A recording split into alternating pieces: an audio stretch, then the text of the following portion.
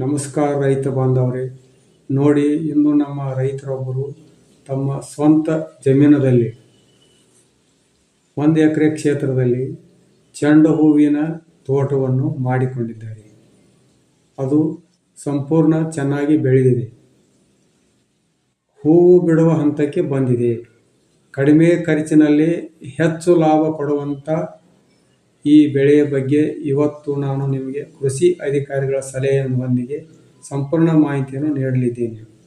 ಈ ಹಂತದಲ್ಲಿ ಗಿಡಕ್ಕೆ ನೀರಿನ ನಿರ್ವಹಣೆ ಬಹಳ ಮುಖ್ಯ. ನೀರು ಜಾಸ್ತಿ ಆದರೆ ಹೂವು ಕೊಳೆಯಬಹುದು, ಕಡಿಮೆ ಆದರೆ ಬೆಳವಣಿಗೆ ಕುಂಠಿತವಾಗುತ್ತದೆ. ಕಳೆಗಳನ್ನು ಕಡ್ಡಾಯವಾಗಿ 2 ರಿಂದ 3 ಬಾರಿ ತೆಗೆಯಬೇಕು.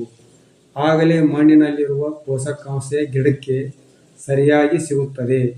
ನಾನು ಕೀಟಗಳ ನಿಯಂತ್ರಣಕ್ಕಾಗಿ ಕೃಷಿ ಇಲಾಖೆ ಅಧಿಕಾರಿಗಳನ್ನು ಭೇಟಿ ಮಾಡಿ ಎಣ್ಣೆಯನ್ನು ಅವರು ಸಿಂಪಡಿಸುತ್ತಿದ್ದಾರೆ.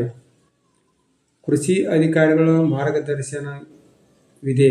ಕೃಷಿ ಕಚೇರಿಗೆ ಹೋಗಿ ಹೂವಿನ ಬೇಸಾಯಕ್ಕೆ ಯಾವ ಗೊಬ್ಬರ ಬಳಸಬೇಕು ಮತ್ತು ಯಾವ ತಳಿಯನ್ನು ನಾಟಿ ಮಾಡಬೇಕು ಎಂದು ತಿಳಿಸಿಕೊಡುತ್ತಾರೆ.